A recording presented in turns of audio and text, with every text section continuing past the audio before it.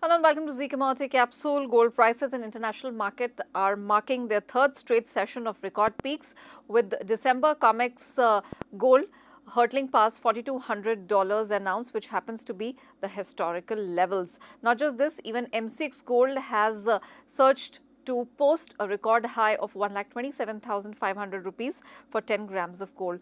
The strength is coming because of expectations of imminent US interest rate cuts and renewed US-China trade tensions, which have fueled strong safe haven demand. We have seen that yellow metal has seen some strong gains in the past 8 consecutive weeks, and it's set for yet another weekly jump if the gains hold. Rally gathered pace after Federal Reserve Jerome Powell delivered remarks on Tuesday that investors interpreted as dovish. Powell said that US economy may be on a firmer trajectory than some expected, but cautioned that a notably softer labor market is emerging.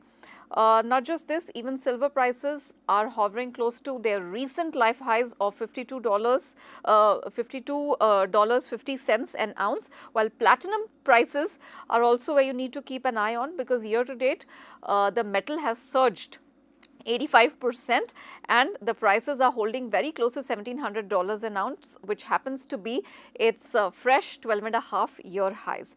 Oil prices meanwhile are hovering close to its 5-month lows, and it has extended losses from the previous trading session as the investors weigh the International Energy Agency's warning of a supply surplus next year, and also the US-China renewed trade tensions weighed on the demand for the global for the demand side. Brent crude prices have fallen to $62 a barrel mark, while WTI crude slipped below $59 a barrel mark.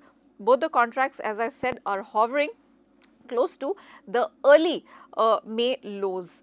So precisely, International Energy Agency on Tuesday said that the global oil market could face a surplus next year of as much as 40 lakh barrels per day, which is a much bigger glut than it was earlier expected.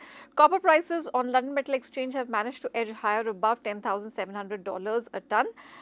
China's consumer prices fell 0.3% YOY in the month of August, while we have seen the PPI, that's the producer prices, fell 2.3%, which has eased from 2.9% drop last month. Now, this data signaled persistent deflationary pressures, stoking the hopes that government will roll out some more supportive measures in the coming months.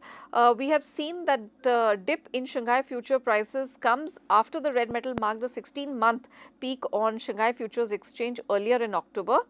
Arabica coffee is also where you need to keep an eye on, because the coffee has surged to 1-month high, surging nearly 4% to $4 per pound mark, regaining some ground after falling nearly 4.7% last week.